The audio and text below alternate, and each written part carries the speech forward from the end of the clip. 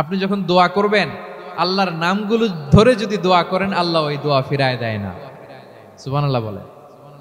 আপনি যদি দোয়ার মধ্যে বলেন ইয়া রহমান, সবাই বলেন ইয়া রহমান, ইয়া রহিম, ইয়া হাইয়্যু, ইয়া কাইয়্যুম, আল্লাহর চমৎকার নামগুলো ধরে ধরে যদি আল্লাহর কাছে ফরিয়াদ করেন, আল্লাহর নামগুলো ডাকেন, আপনার দোয়া মুহূর্তেই কবুল করবে কে?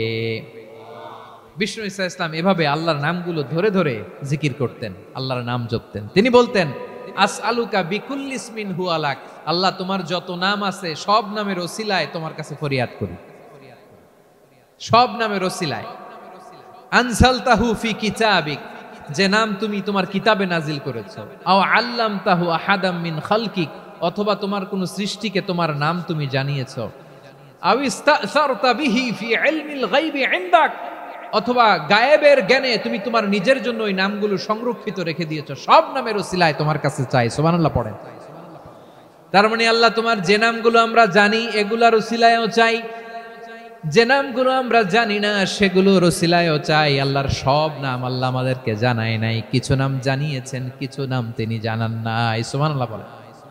আল্লাহ তাআলা তার কিছু নাম কোরআনে উল্লেখ করেছেন, কিছু নাম স্পেশাল কিছু নবীদেরকে জানিয়েছেন, আর কাউকে জানান নাই। কিছু নাম তিনি কিয়ামতের দিন আমাদের সামনে প্রকাশ করবেন যে এইটাও আমার একটা নাম, এটা তোমরা কেউ জানতা না। সুবহানাল্লাহ। সারপ্রাইজ হিসেবে আল্লাহ তাআলা রেখে দিয়েছেন, কেউ জানে না। কিয়ামতের দিন আল্লাহ তাআলা সেই নামগুলো জানাবেন। আর কিছু নাম আছে সেই নামগুলো আল্লাহ কোরআনেও বলে নাই, কোন নবীরেও জানায় নাই, কিয়ামতের দিনও সারপ্রাইজ হিসেবেও জানাবে না। ওই নামগুলো স্বয়ং খোদ আল্লাহ ছাড়া কেউ জানে না। এজন্য বিশ্বনবী দোয়ার সময় বলতেন আল্লাহ তোমার যে নামগুলো জানি, যে নামগুলো জানি না, সব নামের বরকতে তোমার দরবারে চাই, সব নামের ওসিলায় তোমার কাছে ফরিয়াদ করি। সুবহানাল্লাহ বলেন। তাহলে সূরা হাশরের মধ্যে আমরা আল্লাহর মোট কয়টা নাম পাবো দেখি, মনে আছে কিনা? হ্যাঁ, কয়টা? আওয়াজ করে বলেন কয়টা? মাশাআল্লাহ। এই 14টা শোনার আগ্রহ আছে? এই দু একজন যে ওঠা বসা করতেছেন, এই ডাস্টে তো ডাস্ট অ্যালার্জি হয়ে যাবে, ধুলাবালিতে। আসার সময় তো অনেক ধুলা খাওয়াইছেন আমার এই জায়গায়। একটু শান্ত হয়ে বসেন, আমরা শান্ত হয়ে বসি, অল্প কিছু সময় কিছু কথা আলোকপাত করব, তারপর আমরা বিদায় নিব। উঠবো না, কেউ দাঁড়াবো না, উঠবো না। সেই গতকাল থেকে, গত রাত থেকে আমি দেখেছি তো আপনাদের কাণ্ড কারখানা, ভিডিওতে দেখেছি। কাঁথা বালিশ নিয়ে গত রাতে চলে আসছে। তো অনেক কষ্ট করে অনেক সময় অপেক্ষা করেছেন, আর অল্প কিছু কয়েক মিনিট আপনারা বসেন, আমরা একসাথে বিদায় নেব ইনশাআল্লাহ। তাহলে প্রিয় বারুয়াখালীবাসী বলেন তো, সূরা হাশরের শেষ 3 আয়াতে আল্লাহর কয়টা নামের দেখা মিলবে? সবাই একসাথে আওয়াজ করে কয়টা? আসুন আমরা শুরু করে দিই। আল্লাহ তাআলা বলছেন হুয়াল্লাহুল্লাযী লা ইলাহা ইল্লা হুয়া আলিমুল গায়বি ওয়াশ শাহাদাতি হুয়ার রহমানুর রহিম। আল্লাহ বলেন হুয়াল্লাহ, তিনি হলেন আল্লাহ। আল্লাযী লা ইলাহা ইল্লা হু, তিনি ছাড়া কোনো ইলাহ নাই। আছে নাকি? বারুয়াখালীবাসী আওয়াজ করে বলেন তো দেখি আমাদের ইলাহ কয়জন? আর জোরে বলেন। একজন হইলে ভালো না বেশি হইলে ভালো? ওয়া ইলাহুকুম ইলাহু ওয়াহিদুন লা ইলাহা ইল্লা হুয়ার রহমানুর রহিম। আল্লাহ বলেন তোমাদের ইলাহ হলো একজন, তিনি ছাড়া কোনো ইলাহ নেই, তিনি দয়াময়, তিনি মেহেরবান। ইলাহ যদি একজন না হয়ে দুইজন হতো, ঝামেলা আছে না নাই? লাউ কানা ফীহিমা আলিহাতুন ইল্লাল্লাহু লাফাসাদাতা, আকাশ এবং জমিনের মধ্যে ইলাহ একজন না হয়ে যদি মাত্র দুইজন হতো, আকাশ জমিন ভেঙে খান খান হয়ে যেত। ঠিক কিনা বলেন? দুইজন ইলাহ হইলে খান খান হয়ে যেত।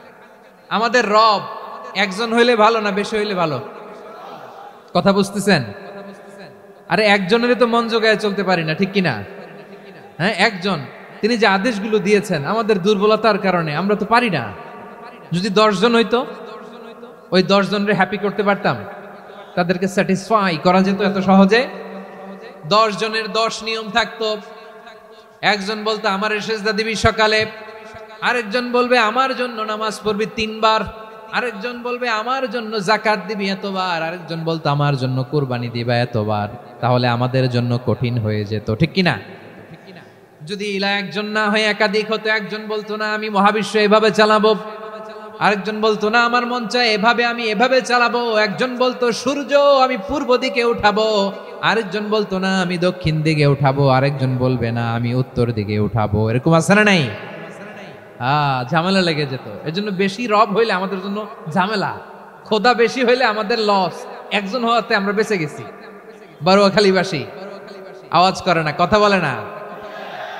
রব খোদা একজন হওয়াতে আমাদের সুবিধা হয়েছে না। এজন্য আল্লাহ বলেন লা ইলাহা ইল্লাহু, তিনি ছাড়া তোমাদের কোনো ইলাহ নাই, তিনি একজন। লা ইলাহা ইল্লাহু আলিমুল গায়বি ওয়াশ শাহাদা, তিনি প্রকাশ্যের মালিক অপ্রকাশ্যের মালিক। তিনি যেটা ওপেন এটাও জানেন, যেটা গোপন সিক্রেট ওইটাও জানেন। আলিমুল গায়বি ওয়াশ শাহাদা, তিনি গায়েবের মালিক, গায়েবের জ্ঞানী, যেটা দেখা যায় না, অদৃশ্য, জানা নাই, এটাও তিনি জানেন। এগুলো জানতে তার কোনো মাধ্যমের প্রয়োজন হয় না। অতীতে কি হয়েছে, বর্তমানে কি চলছে, ভবিষ্যতে কি হবে, সব তার জ্ঞানের ভেতরে আছে না নাই? এজন্য আল্লাহ বললেন আলিমুল গায়বি ওয়াশ শাহাদা, তিনি গায়েবের জ্ঞান রাখেন, তিনি দৃশ্য জগতের জ্ঞান রাখেন, তিনি প্রকাশ্য জগতের জ্ঞান রাখেন, তিনি গোপন জগতের জ্ঞান রাখেন। তার কাছে কোনো কিছু গোপন নাই, ঠিক কিনা বলেন? হুয়ার রহমানুর রহিম, তিনি হলেন দয়াময়, তিনি হলেন মেহেরবান। নামের প্রথম দুইটা আর রহমান আর রহিম। হুয়ার রহমানুর রহিম, তিনি হলেন the most gracious, the most merciful, তিনি দয়াময়, তিনি অতিশয় মেহেরবান। সুবহানাল্লাহ বলেন। তার দয়ার কোনো শেষ নাই, তার মায়ার কোনো শেষ নাই। আল্লাহ, তাহলে 14টা নামের মধ্যে কয়টা পাইলাম? একটা কি? আর রহমান। বারোয়াখালীবাসী বুঝে থাকলে আওয়াজ করে বলেন প্রথমটা কি? 2 নাম্বার আর রহিম। আওয়াজ করে বলেন 2 নাম্বার। আওয়াজ করে সবাই গলা ছেড়ে দিয়ে উত্তর দেন তো, প্রথম নামটা কি? দ্বিতীয় নামটা? আর রহিম। রহমান আল্লাহর one of the major names, আল্লাহর মৌলিক নামগুলোর মধ্যে গুরুত্বপূর্ণ একটা নাম হচ্ছে রহমান। গুরুত্বপূর্ণ নাম কি? রহমান, দয়ার সাগর, মায়ার সাগর। রহমানুন ফিদ দুনিয়া ওয়া রহিমুন ফিল আখিরা। এই দুনিয়ার জন্য আল্লাহ রহমান, দুনিয়াতে আল্লাহ সবাইরে দয়া করে, কাফিররেও করে, মুসলিমরেও করে। আর আখিরাতের জন্য তিনি রহিম, সেখানে কাফির মুশরিকদের জন্য আল্লাহর পক্ষ থেকে কোনো দয়া থাকবে না। চিল্লায় বলেন ঠিক কি না? এজন্য আল্লাহ বললেন আমার মৌলিক একটা নাম হলো রহমান। আল্লাহর পরে অন্য কোন নাম দিয়ে যদি তোমরা আমার নাম প্রকাশ করতে চাও, জপতে চাও, ডাকতে চাও, তোমরা রহমান নামে ডাকো। রব্বুল আলামিন ইরশাদ করেন কুলিদুল্লাহ আউদুর রহমান আইয়াম্মা তাদউ ফালাহুল আসমাউল হুসনা। আমাকে আল্লাহ নামে ডাকো কিংবা আমি আল্লাহকে রহমান নামে ডাকো, যে নামেই ডাকো না কেন আমার আছে অনেকগুলো সুন্দর সুন্দর নাম। যে নামেই ডাকো আমি শুনি, ডাকলেই আমি সাড়া দেই। সকালে ডাকলেও সাড়া দেই, দুপুরে ডাকলেও সাড়া দেই, মাঝরাতেও যদি আমরা বিপদে পড়ি ডাকলে আমাদের ডাকে সাড়া দেয় কে? সবাই বলুন তো, সাড়া দেয় কে? আবার বিশ্বনবী যখন মক্কায় দাওয়াত দিচ্ছিলেন, তিনি মাঝে মাঝে আল্লাহর নাম বলছিলেন, মাঝে মাঝে তিনি রহমান নাম বলছিলেন। যখন তিনি বললেন ওয়াইদা কিলা লাহুমুসজুদু লিররহমানি ক্বালু ওয়ামার রহমান। বিশ্বনবী মক্কায় যখন মক্কার কাফিরদেরকে, কুরাইশদেরকে বলল তোমরা রহমানকে সেজদা দাও, রহমানের ইবাদত করো, রহমানের জন্য সেজদায় লুটিয়ে পড়ো, মক্কাবাসী বলে রহমান আবার কে? রহমান রে তো চিনি না। রহমানকে আল্লাহ চিনি, রহমান চিনি না। মক্কাবাসী কি বলে? কারে চিনে? আল্লাহরে চিনে। কারে চিনে না? রহমান কে চিনি না। রহমান আবার কোত্থেকে আসলো? কে Rahman? Who is this Rahman? যখন তারা বলে রহমান রে চিনি না, আল্লাহর গায়রতে আঘাত লেগেছে। আল্লাহ বলে রহমান রে চিনো না, না তাদেরকে চিনানোর জন্য আল্লাহ 78 আয়াত বিশিষ্ট আর রহমান নামে কোরআনে একটা সূরা নাজিল করেছেন। যখন মক্কার কোরাইশরা বলে আল্লাহ চিনি রহমান চিনি না, আল্লাহ বলে রহমান রে চিনো না, তাহলে চিনে নাও রহমান নামে তিনি ৭৮ আয়াত বিশিষ্ট কালামুল্লাহ মাজিদে একটা গোটা সূরাই নাজিল করে দিয়েছেন। তিনি নাজিল করলেন আর রহমানু আল্লামাল কুরআনা খালাকাল ইনসানা আল্লামাহুল বায়ান। দয়াময় রহমান শেখালেন কোরআন, বানালেন ইনসান শেখালেন বায়ান। দয়াময় রহমান শেখালেন কোরআন, বানালেন ইনসান শেখালেন বায়ান। দয়াময় রহমান শেখালেন কোরআন, বানালেন ইনসান শেখালেন বায়ান। পড়েন আল্লাহু আকবার। আল্লাহ বলে রহমান কারে বলে চেনো না, শুনে নাও। ৭৮ আয়াত বিশিষ্ট গোটা একটা সূরা নাজিল করে দিলাম, সূরাতু আর রহমান। আর রহমান তিনি দয়ালু, আল্লামাল কোরআন তিনি মানুষকে কোরআন শিখিয়েছেন, খালাকাল ইনসান মানুষ বানিয়েছেন, আল্লামাহুল বায়ান মানুষকে কথা বলা বর্ণনা করা শিখিয়েছেন। পড়েন সুবহানাল্লাহ। গোটা একটা সূরা নাজিল করেছেন, সূরাতু আর রহমান। আমার বারোখালীর ভাইয়েরা, তার নাম হচ্ছে আর রহমান আর রাহিম, মানে দয়াময় মেহেরবান। তার দয়া যে কত বেশি আপনি কল্পনাও করতে পারবেন না, আপনি কল্পনাতেও আনতে পারবেন না তার দয়া কত বেশি। বিশ্বনবী সাল্লাল্লাহু আলাইহি ওয়াসাল্লাম ফরমান, লাম্মা কাদাল্লাহুল খালকা কাতাবা ইনদাহু ফাওকা আরশিহি।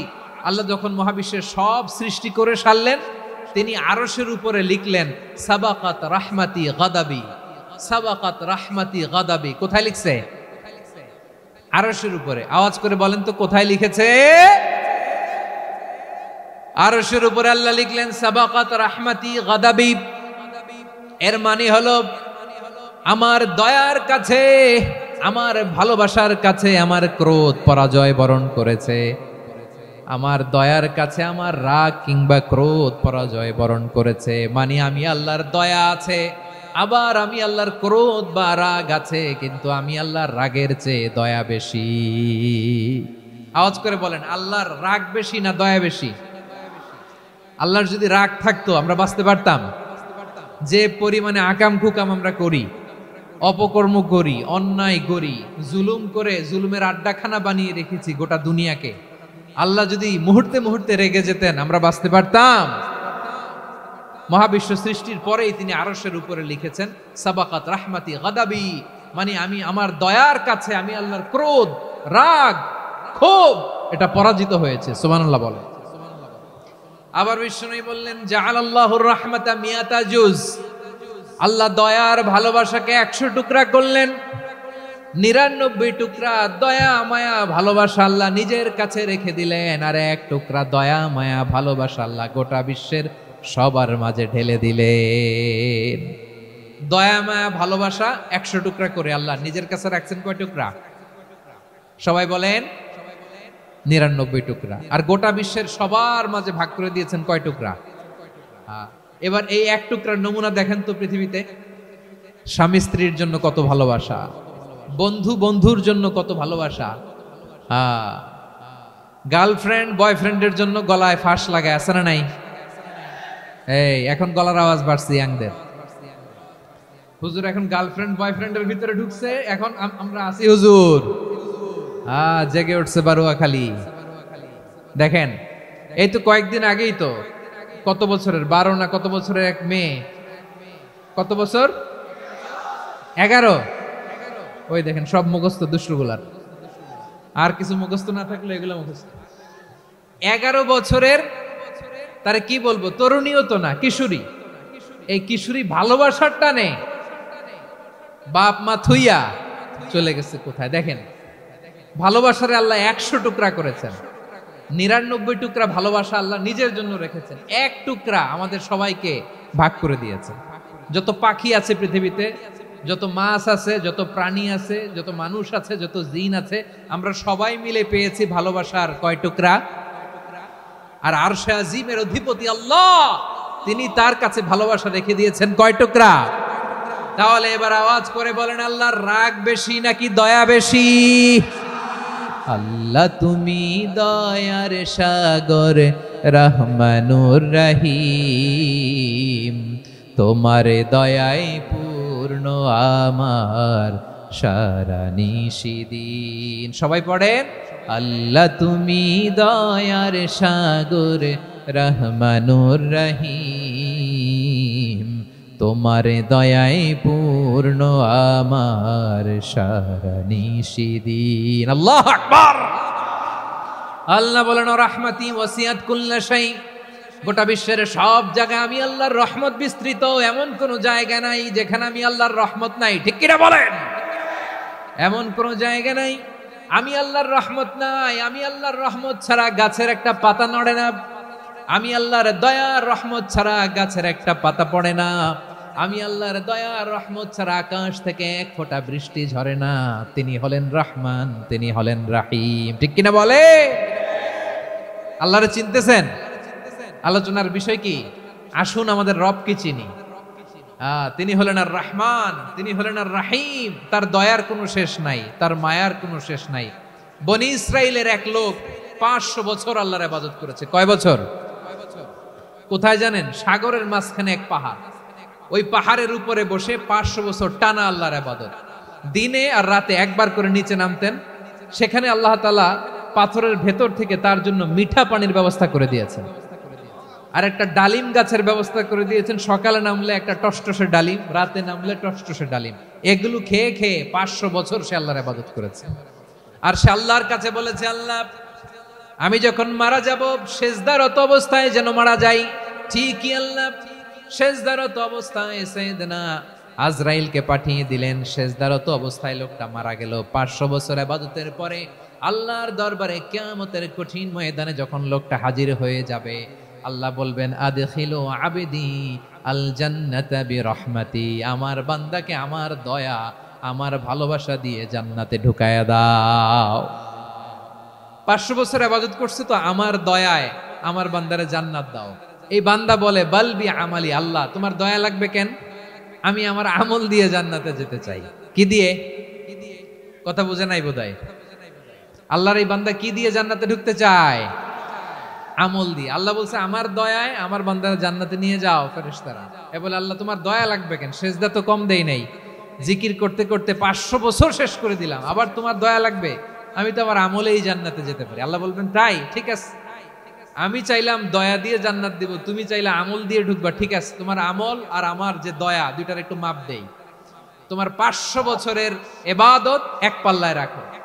আর আল্লাহ বললেন আমি যে দয়া করে এই দুনিয়ার নাজ নেয়ামত বিউটি সৌন্দর্য দেখার জন্য তোমার দুটা চোখ দিয়েছিলাম, দুটা নয় একটা চোখ আরেক পাল্লায় রাখো। রাখা হবে, দেখা যাবে ওই 500 বছরের ইবাদত হালকা হয়েছে, আর মুহূর্তের মধ্যে আল্লাহর দেয়া একটা চোখের নেয়ামত ভারী হয়ে গিয়েছে। আল্লাহ বলবেন তোমার কথা মতো মাপ দেয়া হলো, এবার ফলাফল দেখো। হিসাব বলে তুমি এখন জাহান্নামে যাবা, go to the hell fire, যাও এবার জাহান্নামে যাও। মাপ চোখে যখন আসছো আমার সাথে হিসাব ক্যালকুলেশন, যাও তুমি এবার জাহান্নামে যাবা। এবার লোকটা কাচুমাচু করে বলে আল্লাহ আমি বুঝি নাই, আল্লাহ আমি বুঝতে পারি নাই, খেয়াল করি নাই, তুমি আমারে ক্ষমা করো, তুমি আমারে মাফ করো। ও আল্লাহ এবার আমি টের পেয়েছি, এবার আমি বুঝতে পেরেছি তোমার দয়া ছাড়া দুনিয়ায় কেউ জান্নাতে যেতে পারবে না, কেউ পারবে না। আল্লাহ বললেন ওরে গোলাম তুই তো কিছুই ছিলি না, অস্তিত্বহীনতা থেকে তোরে অস্তিত্বে আনলো কে? ওই ছোট্ট শুক্রাণু থেকে মায়ের পেটে 9 মাস ধরে খাবার দিয়েছে কে? আবার সুস্থতার সাথে দুনিয়ার বুকে তোরে ডেলিভারির ব্যবস্থা করে দিল কে? আবার তোর মায়ের বুকের ভেতরে 2টা খাবারের লাইনের ব্যবস্থা করে দিল কে? আবার তোকে শৈশব পেরিয়ে কৈশোর পেরিয়ে তারুণ্য, তারপরে যৌবন, এগুলো দান করলো কে? তার চেয়ে বড় কথা, পাহাড়ের মাঝখানে সাগরের মাঝখানে 500 বছর ইবাদত করার শক্তি তোর গায়ে দিয়েছে কে? এই সাগরের মধ্যে লোনা পানি, লবণের পানি মুখে দেয়া যায় না, সেখান থেকে আমি পাহাড়ের ভেতর থেকে মিঠা পানির ব্যবস্থা করে দিলাম। ওই জায়গায় তোরে রিজিকের বন্দোবস্ত করলো কে? সকাল বিকাল 2 বেলা টসটসে ডালিম খাওয়ার ব্যবস্থা করে দিল কে? তোর আবদার ছিল আল্লাহ আপনি আমারে সেজদারত অবস্থায় রুহু কবজ করবেন, তোর শেষ আবদারটাও পূরণ করেছে কে? ও গোলাম, আমার রহমতের তুলনায়, আমার নেয়ামতের তুলনায় তোর 500 বছরের ইবাদতের কোনো ওজনই হবে না। গোটা বিশ্বের কেউ কোনোদিন আমার জান্নাতে ঢুকতে পারবে না আমি আল্লাহর দয়া ছাড়া। হুয়ার রহমানুর রহিম, তিনি দয়াময়, তিনি মেহেরবান। জিব্রাইল আলাইহিস সালাম বিশ্বনবীর এই লম্বা হাদিসটা যখন শোনালেন, আমি যা যা বলছি এটা বিশাল এক হাদিসের অনুবাদ। বললেন, ইয়া মুহাম্মদ, এই দুনিয়ার সবটাই চলে আল্লাহর রহমত দিয়ে। হাদিসের শেষ কথা, সব চলে আল্লাহর কি দিয়ে? তখন বিশ্বনবী সাহাবাদের বললেন, ও সাহাবারা শোনো, আল্লাহর জান্নাতে কেউ কোনোদিন প্রবেশ করতে পারবে না তার রহমত ছাড়া। সাহাবারা বললেন, ইয়া রাসূলুল্লাহ, আপনিও না? আপনিও কি আল্লাহর রহমত ছাড়া প্রবেশ করতে পারবেন না? বিশ্বনবী বললেন, না, আমিও না। আমি বিশ্বনবীও আল্লাহর জান্নাতে আল্লাহর রহমত ছাড়া ঢুকতে পারবে না। তবে কিয়ামতের দিন আল্লাহর রহমত আমার চারদিকে বেষ্টনী দিয়ে থাকবে। আল্লাহ নিজের পরিচয় দিয়ে বললেন, আলিমুল গায়বি ওয়াশ শাহাদাতি হুয়ার রহমানুর রহিম। আমি হলাম রহমান, আমি রাহিম। আল্লাহরে চিনছেন? ওবারও খালির ভাইয়ের, আপনার রবকে চিনতে পারতেছেন? তিনি দয়ার সাগর, তিনি মায়ার সাগর। তার দয়ার সাগর যে কত বড় আপনার কল্পনাতেও নাই। এজন্য আপনার পাপ যত বড় হোক, অন্যায় যত বড় হোক, অপরাধ যত বড় হোক, আপনার জুলুম যত বড় হোক, আল্লাহর রহমান নামের দরিয়া তার চাইতেও বড়। আল্লাহ বললেন, খুলিয়া ইবাদিয়াল্লাযীনা আসরাফু আলা আনফুসিহিম লা তাকনাতু মির রাহমাতিল্লাহ ইন্নাল্লাহা ইয়াগফিরুয যুনুবা জামিআ ইন্নাহু হুয়াল গফুরুর রহিম। ও আমার গুনাহগার বান্দারা শোনো, জুলুম করেছো, ভুল করেছো, অন্যায় করেছো, আল্লাহর রহমত থেকে নিরাশ হয়ো না। আমরা বিশ্বাসীরা কঠিনকালে আল্লাহর রহমত থেকে নিরাশ হব না, ঠিক কিনা বলেন?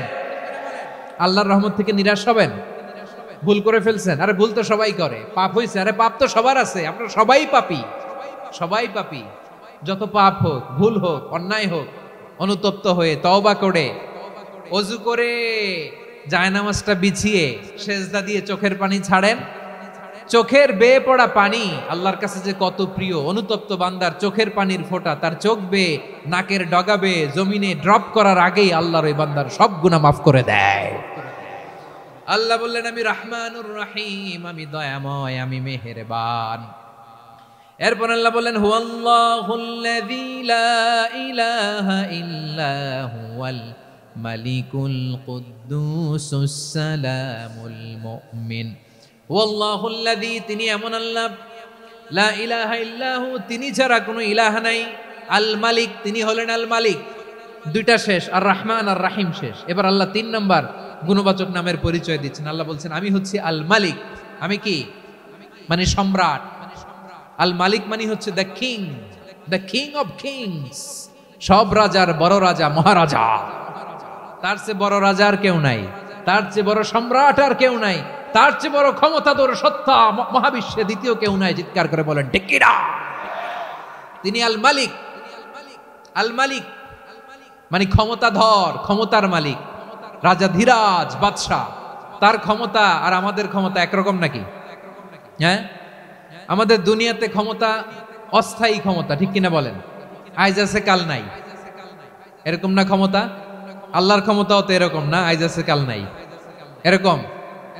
দুনিয়াতে দেখবেন কোন দেশের প্রেসিডেন্টের 4 বছরের ক্ষমতার মেয়াদ, কোন দেশে 5 বছরের।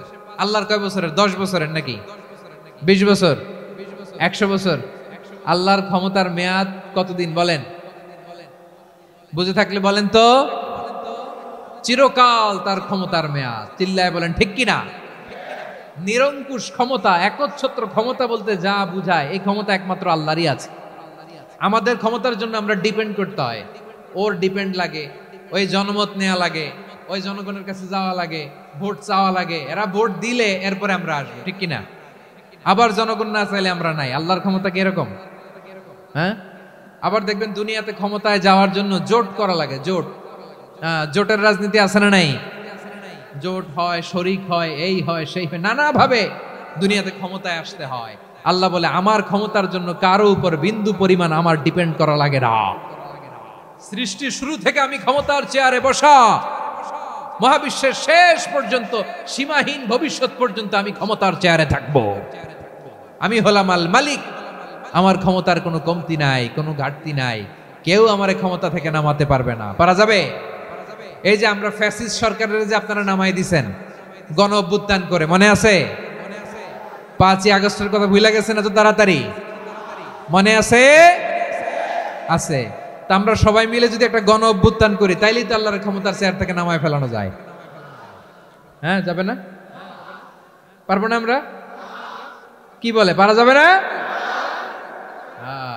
আচ্ছা, আমরা না হয় পারলাম না, জিন জাতি যদি আমাদের সাথে জয়েন করে, ম্যানকাইন্ডের সাথে জিনকাইন্ড, ইফ দে জয়েন আস, সবাই মিলে একটা গণ অভ্যুত্থান, রেভলিউশন, ডেমনস্ট্রেশন, প্রোটেস্ট, সবাই মিলে যদি একটা অভ্যুত্থান করি, তাইলেই তো আল্লাহর ক্ষমতা শেষ। আওয়াজ করে বলেন, তাইলেই কি আল্লাহর ক্ষমতা শেষ হবে? এই যে বারোয়াখালীর ভাইয়েরা, এদিকে কি হচ্ছে আমি তো দেখতে পাচ্ছি, এরকম হলো কেন? তোমরা খালি বোতল ছুড়লা কেন দু একজনের উপরে? হ্যাঁ, আমার দিকে তাকাও।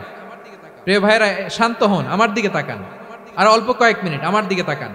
কেউ কিছু ছুঁড়ে মারবেন না কারো দিকে, মেহরবানি করে আমার দিকে তাকান।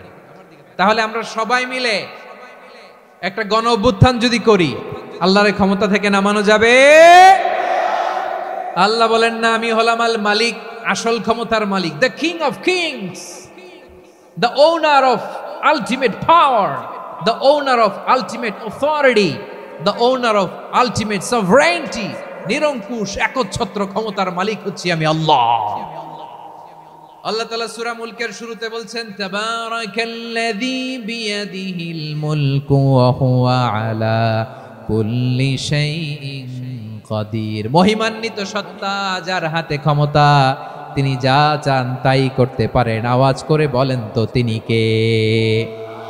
আবার আল্লাহ বলেন, কুলিল্লাহুম্মা মালিকাল মুলকি তুতিল মুলকা মান তাশাউ ওয়া তানজিউল মুলকা মিম্মান তাশা ওয়া তুইজ্জু মান তাশাউ ওয়া তুযিল্লু মান তাশাউ বিয়াদিকাল খায়র ইন্নাকা আলা কুল্লি শাইইন কাদির। আল্লাহু আকবার। এ নবী, আপনি বলুন, আল্লাহুম্মা মালিকাল মুলক, আল্লাহ আপনি ক্ষমতার মালিক, তুতিল মুলকা মান তাশা, যাকে চান তারে ক্ষমতার চেয়ারে বসান, ওয়া তানজিউল মুলকা মিম্মান তাশা, যাকে চান তাকে ক্ষমতার চেয়ার থেকে ছুঁড়ে ফেলে দেন। তিনি কে? ক্ষমতার চেয়ারে বসায় কে? আবার মনে চাইলে আস্তা করে ছুঁড়ে নিক্ষেপ করেন, তিনি কে? আবার আল্লাহ বললেন, ওয়ালাম ইয়াকুল্লাহু শারীকুন ফিল মুলকি, আমার ক্ষমতায় কোনো শরিক নাই, কোনো জোট নাই, কোনো পার্টনার নাই, কোনো অংশীদার নাই। আবার আমি চলে গেলে আমার ক্ষমতার দাবিদারও কেউ নাই। আল্লাহু আকবার। এই দুনিয়াতে রাজা মারা গেলে পরের রাজা কে হয়? রাজার ছেলে রাজা, ঠিক কিনা বলেন? আল্লাহ চলে গেলে আরেকজন বসবে নাকি? এরকম না। তার ক্ষমতার সাথে দুনিয়ার ক্ষমতার কোনো মিলই নাই। এজন্য তিনি তার নাম দিয়েছেন আল মালিক। আল মালিক, the owner of power, the owner of ultimate power and sovereignty, the king of kings, সব রাজার বড় রাজা, মহারাজা আল মালিক, তিনি হচ্ছেন আল্লাহ। চিৎকার করে বলেন ঠিক কি না? তিনি আসল ক্ষমতার অধিকারী। দুনিয়াতে যে আমরা ক্ষমতা নিয়ে কামড়াকামড়ি করি, মারামারি করি, কিয়ামতের দিন আল্লাহ জিজ্ঞেস করবেন, কই তোদের ক্ষমতা আজকে বল। কিয়ামতের সময় সব মানুষগুলো যখন ইন্তেকাল করবে, সব জিনেরা যখন ইন্তেকাল করবে, সব ফেরেশতারা যখন ইন্তেকাল করবে, বাকি থাকবে মালাকুল মাউত। মালাকুল মাউত এসে বলবে, আল্লাহ আপনার কথা মতো সবাই শেষ, মানুষগুলো নাই, জিনগুলো নাই, আমার সতীর্থ ফেরেশতাগুলো নাই, মহাবিশ্বে আর কেউ নাই। আল্লাহ বলে, এখন কে আছে? মালাকুল মাউত বলবে, আল্লাহ তুমি আছো আর আমি। তুমি তো আল হাইয়্যু আল কাইয়্যুম, অবিনশ্বর, শাশ্বত, চিরঞ্জীব, কোনদিন মরবা না, তুমি আছো আর তোমার গোলাম আমি আছি আজরাইল। মহাবিশ্বে কয়জন আছে মাত্র? জোরে বলেন। এক হচ্ছেন আর হচ্ছে মালাকুল মাউত। আল্লাহ তুমি আছো আমি আছি। আল্লাহ বলবে ঠিক আছে এবার তোমার মরণের পালা, মুত ইয়া মালাকাল মউত, হে মৃত্যুর ফেরেশতা তুমি মরো। মালাকুল মাউত আল্লাহর আদেশ বাস্তবায়ন করতে যে বিকট একটা চিৎকার দিয়ে মৃত্যুবরণ করবে। ওই চিৎকার দুনিয়ার মানুষেরা, চিৎকারের আওয়াজ যদি দুনিয়ার মানুষেরা শুনতে পেত, দুনিয়ার মানুষের প্রত্যেকের কানের পর্দা ফেটে মুহূর্তের মধ্যে সব লাশ হয়ে জমিনে পড়ে রইত। ভয়ঙ্কর চিৎকার দিয়ে মালাকুল মাউত বিদায় নেবে, কেউ নাই।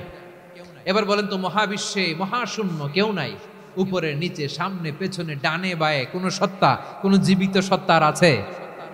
একজন ছাড়া, তিনি কে? কুল্লু মান আলাইহা ফানি ওয়া ইয়াবকা ওয়াজহু রাব্বিকা যুল জালালি ওয়াল ইকরাম। পড়েন ফাবিআইয়ি আলাই রাব্বিকুমা তুকাযযিবান। কেউ থাকবে না একজন ছাড়া, একজন ছাড়া। এই ড্রোন দেখে হাত নাড়ালে হবে? আমার দিকে তাকাইতে হবে, কথা শুনতে হবে। মহাবিশ্বে কেউ নাই, একজন সত্তা ছাড়া। আওয়াজ করে বলেন তিনি কে? এবার আল্লাহ ডেকে বলবেন লিমানিল মুলকুল ইয়াউম, লিমানিল মুলকুল ইয়াউম। ক্ষমতা কার? Who belongs the kingdom today, who belongs the power authority today, who belongs the sovereignty today. আজকে ক্ষমতা কার? দুনিয়াতে ক্ষমতা নিয়ে এত কামড়াকামড়ি, দুনিয়াতে চেয়ার নিয়ে এত মারামারি, এত অত্যাচার, এত রক্তপাত, এত ব্লাডশেড। আজকে বলো তো ক্ষমতা কার?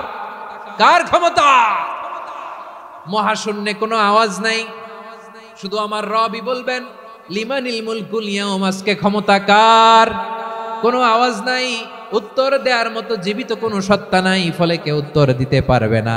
আল্লাহ নিজেই প্রশ্নের উত্তর দিয়ে বলবেন লিল্লাহিল ওয়াহিদিল কাহ্হার। একচ্ছত্র অধিপতি, ক্ষমতার মালিক আল্লাহ ছাড়া কারোর জন্য কোনো ক্ষমতা নাই। চিল্লায় বলেন ঠিক কি না? তাহলে আর রহমান আর রাহিমের পরে আমরা জানলাম আমার আল্লাহর আরেকটা সুন্দর গুণবাচক নাম হচ্ছে আল মালিক। কি নাম? আল মালিক মানে দ্য কিং, রাজাধিরাজ, সব রাজার বড় রাজা, মহারাজা। এরপরে 4 নম্বরে আল্লাহ বললেন আল কুদ্দুস, তিনি হলেন আল কুদ্দুস। আল কুদ্দুস মানে হচ্ছে অতি পবিত্র, মহাপবিত্র, the most holy, the absolutely pure, যার কোনো খুঁত নাই। আল্লাহর কোনো খুঁত আছে? তিনি মহাপবিত্র। আল্লাহর পবিত্রতা যখন আমরা বর্ণনা করি আল্লাহ খুশি হয়ে যান, কারণ তার সত্তার একটা বৈশিষ্ট্য হচ্ছে তিনি আল কুদ্দুস। বারোয়াখালীবাসী আল্লাহর নামটা একটু জপেন না, বলেন আল কুদ্দুস, সবাই আওয়াজ করে আল কুদ্দুস। অতি পবিত্র, তার মধ্যে কোনো অপবিত্রতার ছিটে ফোঁটা নাই, মহাপবিত্র, the most pure, the most holy, অতি পবিত্র। ফেরেশতারা বলেছিল আল্লাহ আপনি মানুষ কেন বানাবেন? নাহনু নুসাব্বিহু বিহামদিকা ওয়া নুকদ্দিসু লাক। এই যে নুকদ্দিসু কুদ্দুস পাইছেন? তারা বলেছিল আল্লাহ মানুষ কেন বানাবেন? মারামারি করবে, আমরাই তো ভালো, আমরাই আপনার মহিমা বর্ণনা করি, আমরাই আপনার পবিত্রতা বর্ণনা করি। নুকদ্দিসু লাক তার মানে আল কুদ্দুস। আবার আমার নবী বিশ্ব নবী যখন সিজদায় লুটিয়ে পড়তেন, আম্মা জানা এসে বলেন আমরা তো সিজদার মধ্যে সুবহান রাব্বিয়াল আলা বলেই শেষ, কিন্তু বিশ্বনবী তাহাজ্জুদের নামাজে, নফল নামাজে, সুন্নত নামাজে 3 বার সুবহানা রাব্বিয়াল আলা তাসবিহ পড়ার পরে তিনি পড়তেন সুবহুন কুদ্দুসুন রাব্বুল মালাইকাতি ওয়ার রূহ। সুবহ কুদ্দুস রব্বুল মালাইকাতি ওয়ার রূহ। সিজদায় লুটিয়ে পড়ে বিশ্বনবী এই দোয়াটা পড়তেন নফল নামাজে, সুন্নাত নামাজে কিংবা তাহাজ্জুদের নামাজে। সুবহান রাব্বিয়াল আলার পরে কি পড়তেন? সুবহুন। আওয়াজ করে বলেন সুবহুন কুদ্দুসুন রব্বুল মালাইকাতি ওয়ার রূহ। মানে আল্লাহ আপনি প্রশংসিত, আল্লাহ আপনি অতি পবিত্র, আপনি সব ফেরেশতা কুলের রব, ফেরেশতাদের সরদার জিব্রাইলের রব। সুবহানাল্লাহ। আজকে থেকে পড়বেন সিজদায়? হ্যাঁ, বারোখালীবাসী পড়বেন নাকি হুজুর নামাজে তো পড়ি না? হ্যাঁ, এরকম নফল নামাজে, তাহাজ্জুদের নামাজে, সুন্নত নামাজে সিজদার যে তাসবিহ সুবহানা রাব্বিয়াল আলা 3 বার পড়ার পরে আমার ভাইরা, মহিলা প্যান্ডেলে আমার যে মায়েরা বোনেরা আছে, আজকে তো রেকর্ড হয়ে যাবে, কালকেই ভিডিও পেয়ে যাবেন। তিনবার সুবহান রাব্বিয়াল আলা পড়ার পরে পড়বেন সুবুহুন কুদ্দুসুন রব্বুল মালাইকাতি ওয়ার রূহ। আবার বিশ্বনবী বলেন ইন্নাল্লাহা তাইয়্যিব লা ইয়াকবালু ইল্লা তাইয়্যিবা, আল্লাহ পবিত্র, পবিত্রতা ছাড়া তিনি কিছু গ্রহণ করেন না, অপবিত্র কোনো কিছু আল্লাহ গ্রহণ করে না। অনেকে আছে ঘুষ খায়, সুদ খায়, অন্যায় অপরাধ চাঁদাবাজি যা আছে সব করে, হারাম টাকা, হারাম উপার্জন। এই হারাম উপার্জন দিয়ে আবার মসজিদ বানায়, আছে না নাই?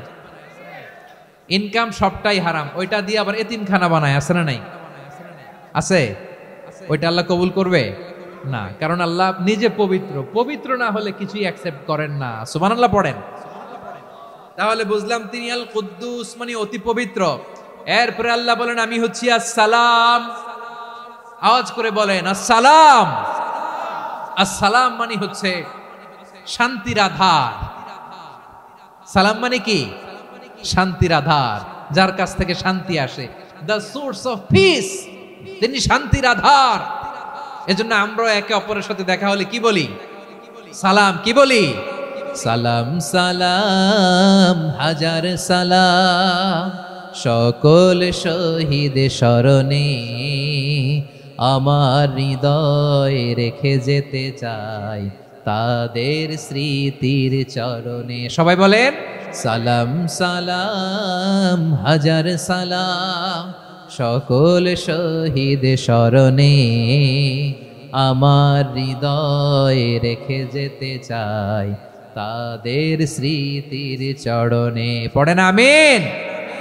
আমরা সকল ভাষা শহীদ, সকল মুক্তিযোদ্ধা, তাদের জন্য দোয়া করি।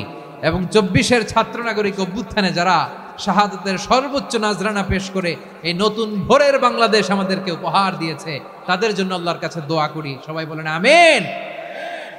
আমার প্রিয় বারুয়াখালীবাসী, আপনারা কি ক্লান্ত হয়ে গেছেন? কষ্ট হচ্ছে? তাহলে 2-4 জন দাঁড়াচ্ছেন কেন? এই যে 2-1 জন যে বোতল ছুঁড়ে মারছো, তোমাদেরকে কি আমি দেখি নাই মনে করছো? এই বোতল ছুঁড়ে মারলা কেন? বসো বসো। হ্যাঁ, মেহেরবানি করে বসবেন, মেহেরবানি করে বসবেন। সবাই আওয়াজ করে তাকবীর পড়ুন, লিল্লাহে তাকবীর। এই আপনাদের গলার আওয়াজ। এতগুলো মানুষ তাকবীর পড়লে এতটুকু আওয়াজ হয় আমি বিশ্বাস করি না। আওয়াজ করে পড়েন সবাই, লিল্লাহে তাকবীর, লিল্লাহে তাকবীর, লিল্লাহে তাকবীর। আল্লাহর একটা নাম হচ্ছে আসসালাম, মানে হচ্ছে শান্তির আধার, দ্য সোর্স অফ পিস। শান্তি দেওয়ার মালিক কে? এজন্য শান্তি চাইবো কার কাছে? আল্লাহ তুমি আমার দেশটাকে শান্তিময় করো, বলেন আমিন। আল্লাহ তুমি আমাদের পরিবারের শান্তি নসিব করো, পড়েন আমিন। আল্লাহ আমাদের জীবনটাকে তুমি শান্তিময় করো, পড়েন আমিন। এজন্য বিশ্বনবী সালাম ফিরানোর পরে 3 বার পড়তেন আস্তাগফিরুল্লাহ, আস্তাগফিরুল্লাহ, আস্তাগফিরুল্লাহ। এরপরে বিশ্বনবী পড়তেন আল্লাহুম্মা আনতাস সালাম ওয়া মিনকাস সালাম তাবারাকতা রাব্বানা ইয়া যাল জালালি ওয়াল ইকরাম। ও আল্লাহ আপনি শান্তির আধার, আপনার কাছ থেকে শান্তি আসে, আপনি বরকতময়। এই দোয়াটা পড়েন আপনারা? সালাম ফিরানোর পরে পড়েন না? পড়বেন আজকে থেকে, আল্লাহুম্মা আনতাস সালাম ওয়া মিনকাস সালাম তাবারাকতা ইয়া যাল জালালি ওয়াল ইকরাম। আবার জান্নাতের আরেকটা নাম হচ্ছে দারুস সালাম, মানে শান্তির ঘর। জান্নাতের আরেকটা নাম কি? দারুস সালাম। ওই দারুস সালামে আমরা যেতে চাই কি চাই না? আমরা ওই জান্নাতের অধিবাসী হতে চাই কি চাই না? এই বারোয়াখালীর ঐতিহাসিক তাফসীরুল কোরআনের ময়দানে আমরা যেমনি একত্রিত হলাম, আল্লাহর জান্নাতেও যেন আমরা এভাবে একত্রিত হতে পারি। আল্লাহ তুমি কবুল করো। আওয়াজ করে পড়েন আমিন। সালামের পরে আল্লাহ বললেন আল মুমিন। আমার আরেকটা নাম হচ্ছে আল মুমিন। আল মুমিন মানে হচ্ছে নিরাপত্তা দানকারী। আমাদের নিরাপত্তা দেয় কে? নাকি পুলিশ বাহিনী, নাকি বিজিবি, র্যাব, সেনাবাহিনী, হ্যাঁ, নাকি এই যে ফায়ার সার্ভিস? কারা নিরাপত্তা দেয়? আজকের এই প্রোগ্রামের জন্য আমাদের ফায়ার সার্ভিসের ভাইরা অনেক কাজ করেছেন, আমি শুনেছি।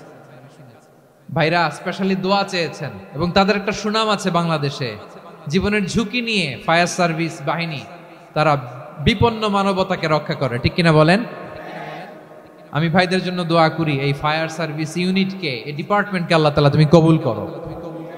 ওনারা আমাদের শৃঙ্খলা, শান্তি শৃঙ্খলা, সিকিউরিটি এনশিওর করেন, কিন্তু আসল নিরাপত্তা দেওয়ার মালিক কে? অনেক সময় এরকম হয় না যে অনেক সিকিউরিটি দিয়ে রাখছে, কিন্তু স্নাইপার দিয়ে এমন ভাবে গুলি করছে একেবারে বড় সাহেবের মাথায় যে গুলি লাগছে, আছে না নাই? আমি তো রুহু গার্ড না, রুহু গার্ড হচ্ছে একজন, চিল্লায় বলেন তিনি কে? আমার ভাইরা, দুনিয়াতে টাকা হলে বডি গার্ড মিলে, কিন্তু রুহু গার্ড মিলে? রুহু গার্ড মিলে? যে আমি 10 লক্ষ টাকা দিব, রুহু গার্ড লাগবে, আমার রুহু কেউ চিনে নিতে পারবো না, এরকম পাওয়া যায়? কি পাওয়া যায়? হ্যাঁ, বডি গার্ড পাওয়া যায়, রুহু গার্ড পাওয়া যায় না। ওই রুহের নিরাপত্তা দেয় কে? আল মুমিন, দ্য প্রোভাইডার অফ সিকিউরিটি। তিনি নিরাপত্তা দেয় তার নেককার বান্দাদেরকে, দুনিয়াতে নিরাপত্তা দেয়, আখিরাতেও নিরাপত্তা দেয়, ঠিক কি না? আবার আল্লাহ বললেন আল্লাযী আত'আমাহুম মিন জু'ইন ওয়া আমানাহুম মিন খাউফ। তিনি এমন সত্তা যিনি ক্ষুধা লাগলে তোমাদেরকে খাদ্যের ব্যবস্থা করে, আবার ভয়ের সময় তিনি তোমাদেরকে নিরাপত্তার ব্যবস্থা করে, ঠিক কিনা বলেন? দিও তৃষ্ণা পেলে ঠান্ডা পানি, ক্ষুধা পেলে লবণ ভাত, আল্লাহ এই গরিবের শোনো শোনো মোনাজাত, আল্লাহ এই গরিবের শোনো শোনো মোনাজাত, আল্লাহ এই গরিবের। দিও তৃষ্ণা পেলে ঠান্ডা পানি, ক্ষুধা পেলে লবণ ভাত, আল্লাহ এই গরিবের। পড়ে না আমিন? আমরা যখন বিপদে পড়ি নিরাপত্তা দেয় কে? সাগরের তুফানের ভেতরে পড়ে যখন আল্লাহর কাছে ফরিয়াদ করি আমাদেরকে বাঁচায় কে? বিমানের ভেতরে যখন বিপদে পড়ি, যখন আল্লাহর কাছে সাহায্য চাই, বাঁচায় কে? কঠিন বিপদের মুহূর্তে আমাদেরকে সিকিউরিটি দেয় কে? সে আল্লাহ বললেন আমার আরেকটা নাম হচ্ছে আল মুমিন, আমি নিরাপত্তা দেই। এরপরে আগে দেয়া যায়। আচ্ছা আওয়াজ করে বলেন তো, পুলিশ ভাইদের চোখ, পুলিশের চোখ মাঝে মাঝে ফাঁকি দেয়া যায় কি যায় না? সেনাবাহিনীর চোখ, র্যাবের চোখ, ইনকাম ট্যাক্স অফিসারের চোখ, দুর্নীতি দমন কমিশনারের চোখ, কিন্তু আল্লাহর চোখ? আল্লাহর চোখকে কশিন কালেও কখনো ফাঁকি দেয়া যাবে? যেখানেই যান, ঘরের ভেতরে ঢুকে জানলা লাগিয়ে দরজাটা লক করে যদি অন্যায় করেন, পাপ করেন, দুনিয়ার কোনো চোখ দেখে নাই, দেখেছে কে? পর্দার আড়ালে যে যদি পাপ করেন, দেখে নাই, দেখেছে কে? গহীন সাগর তলে ঢুকেও যদি অন্যায় করেন, কেউ দেখে না, সেটা দেখেন কে? আপনি কি ভাবছেন আটলান্টিক মহাসাগরের ভিতরে চলে গেলে তার আল্লাহ দেখবে না? প্রিয় বারোয়াখালীবাসী, আপনারা ওশেন গেট কোম্পানি নাম শুনছেন? ওশেন গেট, তারা এই যে টিটান সাবমার্সিবল একটা সাবমেরিনের মতো বানাইছিল, যেটা টাইটানিক জাহাজের ভগ্নাংশ দেখার জন্য অনেক লোক যে মারা গেছিল না, ওটা সাগরের একেবারে গহীনে চলে যায়। এই টিটান সাবমার্সিবল দিয়ে সাগরের একেবারে গহীনে চলে যাওয়া যায়।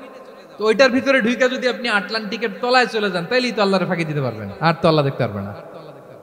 পারবে না? সাগরের অতল গহ্বরে চলে গেল, পাহাড়ের সুরঙ্গের ভেতরে ঢুকে গেল, মহাকাশ স্টেশন পাড়ি দিয়ে মঙ্গলে পাড়ি জমালেও আমার আল্লাহর চোখ কশিন কালেও ফাঁকি দেয়া যাবে? এজন্য সে আল্লাহ বললেন লা তুদরিকুহুল আবসার ওয়া হুয়া ইউদরিকুল আবসার ওয়া হুয়াল লাতীফুল খাবীর। আমার আল্লাহ দৃষ্টির আয়ত্তে নন, কিন্তু দুনিয়ার সব দৃষ্টি আমার আল্লাহর আয়ত্তে, ঠিক কিনা? সূক্ষ্মদর্শী, সূক্ষ্ম থেকে সূক্ষ্ম পাপ কাজ যেভাবে যেমনটি করেন সব দেখেন। মুখে না বললে অন্তরেও চিন্তা করলো, অন্তরে চিন্তার উদ্রেক ঘটেছে, ওইটা তো কেউ জানে না, কিন্তু জানেন কে? এভাবে যিনি সূক্ষ্মভাবে মনিটর করেন, ওভারসি করেন, অবজারভেশন করেন, তার নাম হচ্ছে আল মুহাইমিন, পর্যবেক্ষক। আসুন আমাদের রবকে চিনি। বারোয়াখালীর ভাইরা চিনতেছেন? কার সামনে কপাল ঘষে সেজদা দেন তারে চিনে নেন। কার সামনে ফরিয়াদের 2 হাত উঠে কাঁদেন, 2 হাত তুলে রোনাজারি করেন, তাকে জেনে নেন। এই হচ্ছেন আল মুহাইমিন, দ্য অবজারভার, পর্যবেক্ষক। কেউ যেটা দেখে না সেটা দেখেন কে? এরপরে আল্লাহ বললেন আমার আরেকটা নাম হলো আল আজিজ। আল আজিজ মানে মহাপরাক্রমশালী, মহাশক্তিধর। আল আজিজ, দ্য অলমাইটি, দ্য অলমাইটি, মহাশক্তিধর, মহাপরাক্রমশালী, যার মোকাবেলায় কেউ টিকতে পারে না, যার সিদ্ধান্তের সামনে কেউ বাধা হয়ে দাঁড়াতে পারে না, যার ক্ষমতার সামনে পৃথিবীর সব ক্ষমতা নস্যি, তুচ্ছ, নগণ্য, অসহায়, তার নাম হচ্ছে আল আজিজ। সুবহানাল্লাহ পড়বেন না? আল আজিজ, মহাপরাক্রমশালী, ক্ষমতাধর, শক্তিধর, দ্য অলমাইটি, যার ক্ষমতার মোকাবেলায় কেউ দাঁড়াতে পারে না, যার সিদ্ধান্তের সামনে কেউ বাধা হয়ে টিকতে পারে না, যার শক্তির সামনে সবাই অসহায়, দুর্বল। সুবহানাল্লাহ, তিনি হচ্ছেন আল আজিজ। আল্লাহ বলেন আল্লাযী খালাকাল মাউতা ওয়াল হায়াতা লিয়াবলুয়াকুম আইয়ুকুম আহসানু আমালা ওয়া হুয়াল আজিজুল গফুর। তিনি এমন সত্তা যিনি জীবন তৈরি করেছেন, মরণ তৈরি করেছেন, যাতে করে পরীক্ষা নিতে পারেন তোমরা কে কর্মে সেরা। তিনি হলেন আল আজিজ আল গফুর। তিনি ক্ষমাশীল, আবার তিনি শক্তিধর। তার শক্তির সামনে কেউ টিকতে পারে? আমরা পৃথিবীর সব দেশের মিলিটারি ব্যাটালিয়ন নিয়ে যদি আল্লাহর সামনে দাঁড়াই, তাহলে তো আর আল্লাহ পারবে না নাকি? হ্যাঁ, পৃথিবীর সবচাইতে শক্তিশালী সেনাবাহিনী কোন দেশের জানেন? হ্যাঁ, আমেরিকার সেনাবাহিনী, তারপরে রাশিয়ার সেনাবাহিনী, চীনের সেনাবাহিনী, সব সেনাবাহিনী, নৌবাহিনী, বিমান বাহিনী যত আছে সব নিয়ে যদি আল্লাহর সামনে দাঁড়াই, পারবে তখন আল্লাহ আমাদের সাথে? হ্যাঁ, তার সামনে কোনো ক্ষমতা টিকতে পারে না, তার সামনে কেউ বাধা হয়ে দাঁড়াতে পারে না, তার সামনে গোটা বিশ্ব মুখ থুবড়ে থাকে, অসহায়। তার নাম হচ্ছে আল আজিজ। চিল্লায় পড়েন সুবহানাল্লাহ। এরপরে আল্লাহ বললেন আমি হলাম আল জব্বার। জব্বার মানে দুর্দণ্ড, প্রতাপশালী, দ্য ডমিনেন্ট, যিনি সবাইকে বশ মানাতে পারেন, সবাইকে অনুগত করতে পারেন, যিনি সবাইকে পূর্ণ নিয়ন্ত্রণ করতে পারেন, তার নাম হচ্ছে আল জব্বার। আল্লাহ বলেন হুয়াল কাহিরু ফাওকা ইবাদিহি ওয়া হুয়াল হাকীমুল খাবীর। কাহিরু ফাওকা ইবাদি, তিনি বান্দাদের উপর কাহের, একচ্ছত্র নিয়ন্ত্রণকারী। তিনি যেমন চান তেমন ভাবে বশ মানাতে পারেন সবাইকে। তিনি হচ্ছেন আল জব্বার। তিনি কি? বিশ্বনবী ফরমান ইয়াখুদুল জব্বারুন ইয়াউমাল কিয়ামাতি সামাওয়াতিহি ওয়া আরদাহু বিয়াদিহি। রব্বুল আলামিন কিয়ামতের দিন সাত আসমান সাত জমিন হাতের মুঠোয় নিয়ে এরকম ধরবেন। সুবহানাল্লাহ পড়েন। সাত আকাশ সাত জমিন আল্লাহর হাতের মুঠোয়। আমি যেরকম হাতের মুঠা করছি এরকম নাকি? না, যেমনটি আল্লাহর শানে খাটে ঠিক তেমন। সুবহানাল্লাহ বলেন। আল্লাহর সাথে কারো তুলনা হয়? তাহলে বলেন তো আল্লাহ দেখতে কার মতো? আওয়াজ করে বলেন আল্লাহ আল্লাহর মতো। আল্লাহ কার মতো? ওয়ালাম ইয়াকুল্লাহু কুফুয়ান আহাদ, তার মতো কেউ নাই। তাহলে তিনি কার মতো? তার মতো। আওয়াজ করে বলেন বারুয়াখালী, তিনি কার মতো? তার মতো। আল্লাহ তাআলা সাত আকাশ সাত জমিনকে হাতের মুঠোয় নিবেন, মুঠোয় নিয়ে বলবেন আনাল জব্বার। আরে আমি তো জব্বার, আইনাল জব্বারুন। দুনিয়ার স্বৈরাচারী গুলো আজকে কোথায়? দুনিয়ার জালিম গুলো কোথায়? দুনিয়ার অত্যাচারী বাদশাগুলো আজকে কোথায়? আল্লাহ বলবেন আমি তো জব্বার। দুনিয়াতে যারা জব্বার বলে নিজেদের দাবি করতো, স্বৈরাচার, ডিক্টেটর, জালিম, অত্যাচারী, আজকে তোরা কোথায়? কোথায়? কোনো আওয়াজ নাই, কোনো খাওয়া নাই, ওই দিন কোনো টু শব্দ নাই। ওই দিন ক্ষমতা হবে এক সত্তার। চিল্লায় বলো তিনি কে? এজন্য আল্লাহ বললেন আমি হলাম জব্বার। এরপরে আল্লাহ বললেন আমি হলাম মুতাকাব্বির। আমি কি? মুতাকাব্বির মানে হচ্ছে দ্য সুপিরিয়র। সুপিরিয়র, যার চেয়ে বড় কেউ নাই, তিনি সবচেয়ে বড়। এই জন্য নামাজে প্রত্যেক রুকুতে সেজদায় আমরা সবাই বলি আল্লাহ আপনি সবচেয়ে বড়, ইউ আর দ্য গ্রেটেস্ট। আমরা বলি আল্লাহু আকবার। আমরা কি বলি? আওয়াজ করে বলেন আমরা কি বলি? কি বলে নামাজ শুরু করি বলেন তো?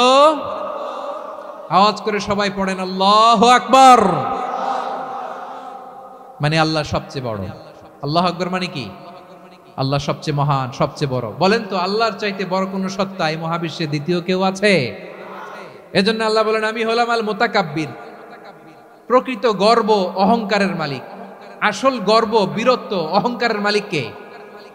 আল্লাহ ছাড়া আর কারো অহংকার সাজে? সাজে না। আমাদের অহংকার সাজে? অহংকার সাজে না। আল্লাহ বলে আল কিবরিয়া ও রিদাই, অহংকার আমি আল্লাহর চাদর। ওয়াল আযামাতু ইজারি, বরত্ব আমি আল্লাহর লুঙ্গি। যে অহংকার করে ওই বেয়াদব কেমন যেন আমি আল্লাহর চাদর ধরে টান মারে, আর যে আমি আল্লাহর চাদর ধরে টান মারার স্পর্ধা করে আলকাইতুহু ফিন্নার ফালা উবালি, ওরা আমি জাহান্নামে নিক্ষেপ করবো, আই ডোন্ট কেয়ার, ওরা আমি জাহান্নামে ফেলি। কারণ অহংকার এটা মানুষের সাজে না, এটা সাজে কার? তিনি হচ্ছেন আল মুতাকাব্বির। আল্লাহ ডেকে বলে, গোলাম কেমন করে তোর বরত্ব সাজে, অহংকার সাজে। হাল আতা আলাল ইনসানি হিনুম মিনাদ দাহরি লাম ইয়াকুন শাইআম মাযকুরা। মানুষের এমন একটা সময় ছিল, সে মানুষের উল্লেখ করার মতো তার জীবনে কিছুই ছিল না। আমাদের জীবনে একটা সময় ছিল উল্লেখ করার মতো আমরা কিছুই ছিলাম না। বলেন তো, আমাদের মায়ের পেটে যখন আমরা ছিলাম, প্রথম আমাদের সাইজ এত ছোট ছিল, এক ফোঁটা পানি, নাপাক পানি, মাইক্রোস্কোপ দিয়েও তো আপনার হদিস খুঁজে পাওয়া যায় না। তা আপনার অহংকার আসে কোত্থেকে? আপনার বাবার পিঠ থেকে যখন মায়ের জরায়ুর ভেতরে যে আপনি পড়লেন, আপনি এত তুচ্ছ, আমরা এত তুচ্ছ নগণ্য ছিলাম, মাইক্রোস্কোপ দিয়েও আমাকে খুঁজে পাওয়া যায় না, সেই আমি অহংকার করি। মায়ের পেটে 8 মাস 9 মাস তিলে তিলে আমাকে বড় হওয়ার তৌফিক দিলেন কে? দুনিয়াতে আসার পরে হায়রে দাঁত নাই, হাড্ডি চাবাইতে পারি না, ঠিক কিনা? আচ্ছা, বারোখালীবাসী, আপনাদের ঘরে যাদের 6 মাস 4 মাসের বাচ্চা আছে, ওরা গরুর হাড্ডি খাইতে পারে? হ্যাঁ। তারপর হাঁসের হাড্ডি, মুরগির হাড্ডি চাবাতে তো খুব ভাল লাগে, তো এগুলো চাবাতে পারে? কি দুর্বল দেখছেন, ও কিছু খাইতেও পারে না। ওরে দুধ দিয়ে, তারপরে ওকে আপনার ডাল দিয়ে, সবজি দিয়ে একটা মিক্স খিচুড়ি বানাইতে হয়, এটারও আবার ব্লেন্ডার করতে হয়, এদিক দিয়ে দিলে বাচ্চার এদিক দিয়ে পড়ে। এ নাকি আবার অহংকার করবে। বড় হওয়ার পরে অসুস্থ হলে মানুষের চেহারা ফ্যাকাশে হয়ে যায়, আইসিইউতে যে আল্লাহ আমারে বাঁচাও, এতদিন কইতে আমি ক্ষমতার মালিক, এতদিন কি কইছে? আমি ক্ষমতার মালিক। আইসিইউর বেডে কি বলে? আল্লাহ আমারে বাঁচাও। দেখছেন ক্ষমতা? এই তো মানুষের ক্ষমতা, এই তো ক্ষমতা। আর বয়স যখন 70-80, লাঠি ছাড়া তার জীবন চলে না। পিঠটা আগে ছিল এরকম, এখন বাঁকা হয়ে গেছে। এ করে অহংকার, এ করে বরত্বের গর্ব আর বড়াই।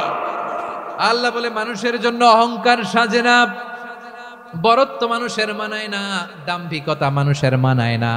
অহংকার, গর্ব, বড়ত্ব এগুলো একজনের জন্য। আওয়াজ করে বলেন তিনি কে?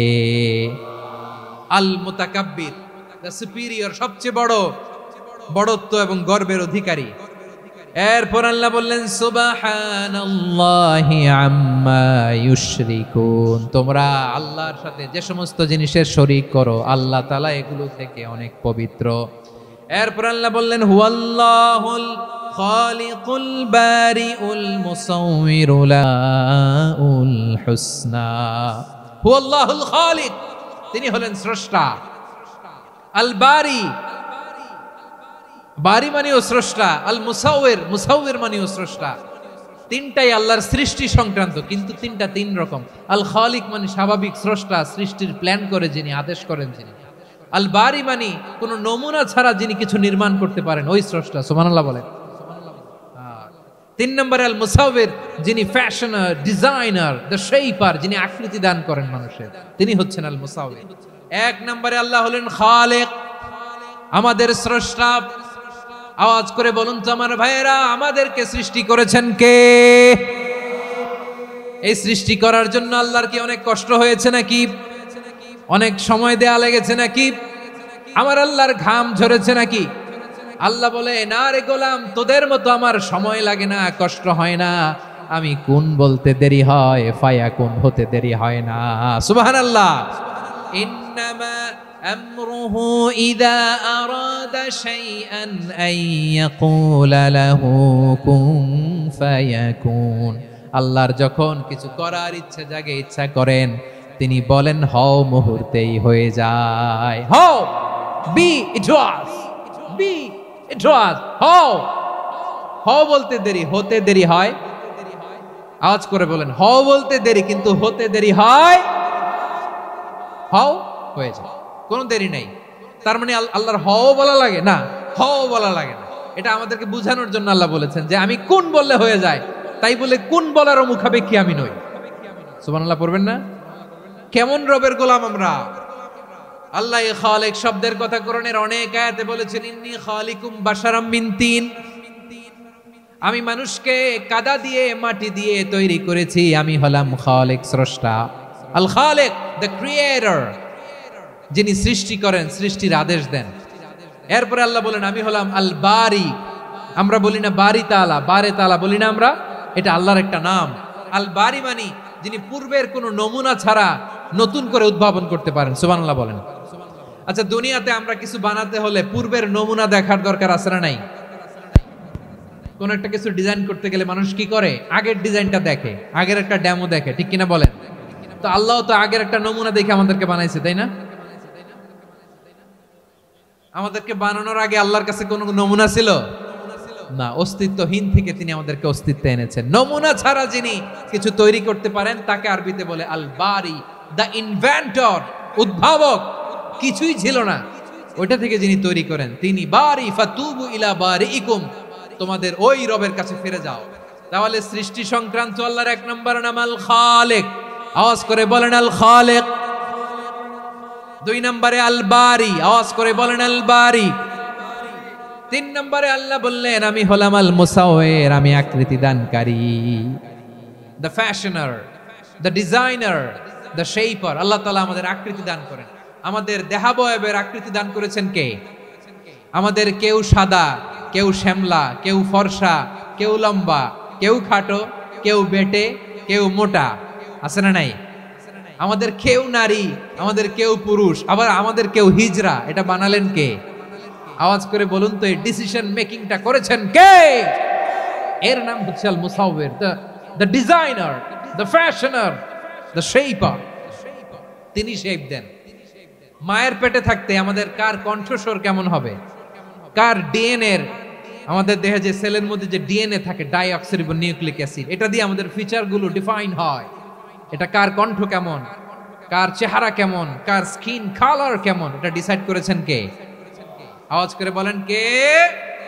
সে আল্লাহ বলছেন হুয়াল্লাযী ইউসাউইরুকুম ফিল আরহামি কাইফা ইয়াশা লা ইলাহা ইল্লা হুয়াল আজিজুল হাকীম। তিনি এমন সত্তা যিনি মায়ের পেটে থাকতেই তোমাদের চেহারার আকৃতি দিয়েছেন, যেমন চেয়েছেন তেমন দিয়েছেন। তিনি কে? আপনার চেহারার ডিজাইন করছে কে? আমারটা ডিজাইন করছে কে? নাকি আমরা করছি? এই ক্ষমতা আল্লাহ আমাদের হাতে দিছে, নিজের হাতে রেখে দিছে। সুবহানাল্লাহ পড়েন। আবার সূরা ইনফিতারে আল্লাহ বলছেন আল্লাযী খালাকাকা ফাসাওয়াকা ফাআদালাকা ফি আইয়ি সূরাতিন মা শাআ রাক্কাবাক। তিনি এমন সত্তা যিনি তোমাদের সৃষ্টি করেছেন, এই সৃষ্টিকে সুবিন্যস্ত করেছেন, সুষম করেছেন, যেমন চেয়েছেন তেমন আকৃতিতে তোমাদেরকে তিনি দুনিয়ায় পাঠিয়েছেন। সুবহানাল্লাহ। তাহলে আকৃতি দান করেন কে? আল্লাহর এই নামটা হচ্ছে আল মুসাওয়ির, মানে আকৃতি দানকারী। প্রিয় ভাইয়েরা, আকৃতি দেওয়া আমাদের কাজ না, আকৃতি দেন আল্লাহ। এজন্য কারো আকৃতি নিয়ে কখনো বাজে মন্তব্য করা যাবে? আমার বড়ুয়াখালীর ভাইয়েরা আওয়াজ করে আমার সাথে বলুন, কারো আকৃতি নিয়ে বাজে মন্তব্য করবেন? কমেন্টে সরাসরি কাউরে বলবেন তুই লম্বুর ঘরের লম্বু, তুই মোটুর ঘরের মোটু, তুই চিকনার ঘরের চিকনা, তোর নাক চ্যাপটা, তুই খাটো, তুই এইটা সেইটা বলবেন? কথা কয় না, বলবেন? কারো আকৃতি নিয়ে ব্যঙ্গ করা যাবে? এটার ইংরেজিতে বলে বডি শেমিং। কি বলে? Body shaming. এটা হারাম। আমার কলিজার টুকরা বারুয়াখালীর নবাবগঞ্জের যুবক ভাইয়েরা, খবরদার, কোশ্চিন কালেও আমরা কারো দেহের আকৃতি নিয়ে, বডি শেপ নিয়ে মন্দ কথা, বাজে কমেন্টস করব? কারণ এই আকৃতিটা দিয়েছে কে? আচ্ছা, ও যে শ্যামলা, ওরে শ্যামলা বানালো কে? আর এই লোক যে ফর্সা, এর ফর্সা বানালো কে? একজন লম্বা, কে বানালো? আরেকজন খাটো, কে বানালো? তো লম্বা বানাইছে আল্লাহ, বেটে বানাইছে আল্লাহ। ওরে যদি বেটে বলেন, গালিটা কি ওর কাছে যায় না? যায়। যে ওরে বেটে বানাইছে তারে দেয়া হয় গালি। কথা বুঝতেছেন? কারো আকৃতি নিয়ে যদি আপনি ব্যঙ্গ করেন, তাহলে যে যে সত্তা এই আকৃতি দিয়েছে তাকে ব্যঙ্গ করা হয়। কেউ খাটো হওয়ার জন্য ওরে যদি আপনি খাটু বলেন, ওকে বলেন নাই, যে সত্তা তাকে খাটো বানিয়েছে তাকে বলেছেন আপনি। তাহলে কারো আকৃতি নিয়ে ব্যঙ্গ করবেন? করবেন? কশ্চিন কালেও যেন আমরা না করি প্রিয় ভাইরা। আম্মাজান আয়েশা রাদিয়াল্লাহু তাআলা আনহা, আমাদের প্রিয় আম্মাজান, বিষ্ণু ঈসা ইসলামের প্রিয়তমা স্ত্রী, উনি বিষ্ণু ঈসা ইসলামের আরেক স্ত্রী, ওনার নাম হচ্ছে সাফিয়া, উনিও আমাদের আম্মাজান। ওনার ব্যাপারে একটা কথা বলতে যে একটা কথা বলেছিলেন, রাসূল সাল্লাল্লাহু আলাইহি ওয়াসাল্লাম এটা পছন্দ করেননি। উনি বললেন যে আপনার স্ত্রী এমন এমন, সরাসরি বলেন না, ইঙ্গিত দিয়ে। নারীদের মধ্যে মানবিক কারণে জেলাসি একটু থাকে, এটা স্বাভাবিক, এটা থেকে নবীর স্ত্রীরাও মুক্ত ছিলেন না, এটা থাকবে। তো তিনি বলেছিলেন যে আপনার অমুক স্ত্রী কাদা ওয়া কাদা, সফিয়া তো এমন এমন, তা আনি কসিরা, এটা দিয়ে বুঝিয়েছিলেন একটু খাটো, একটু স্থূলাকৃতির, একটু মোটা ছিলেন, উনি খাটো ছিলেন। ইঙ্গিত করে যখন রাসূল সাল্লাল্লাহু আলাইহি ওয়াসাল্লামকে এটা বললেন, রাসূল সাল্লাল্লাহু আলাইহি ওয়াসাল্লাম এটা পছন্দ করলেন না। আল্লাহ রাসূল বললেন, আয়েশা তুমি এটা কি বললে? এমন কথা তো তোমার কাছ থেকে আশা করি নাই, তুমি আমার আরেক বিবির ব্যাপারে এমন কথা বললে। আয়েশা তুমি কি জানো, লাকাদ কুলতি কালিমাতান লাউ মুজিজাত বিমাইল বাহরি লামাজাজাতহু, তুমি এমন একটা কথা মুখ দিয়ে উচ্চারণ করেছো, এই শব্দগুলো যদি সাগরের পানিতে ছেড়ে দেয়া হয়, এই কথার তিক্ততার পঙ্কিলতার কারণে নীল সাগরের পানি মুহূর্তেই কালো হয়ে যাবে। আয়েশা খবরদার, আর এরকম বলো না, আর বলো না। রাসূল সাল্লাল্লাহু আলাইহি ওয়াসাল্লাম কখনো বডি শেমিং কে স্পেস দিতেন না, সুযোগ দিতেন না। আল্লাহ নবী সাল্লাল্লাহু আলাইহি ওয়াসাল্লামের এক সাহাবী আব্দুল্লাহ ইবনে মাসউদ রাদিয়াল্লাহু তাআলা আনহু, ওনার পাগুলো ছিল খুব সরু আকৃতির, কৃষ বর্ণের, চিকন। উনি আরাক নামে এক গাছের উপরে উঠেছেন, ডাল ভাঙবেন, ডালা ভেঙে কি করবেন, মেসওয়াক করবেন।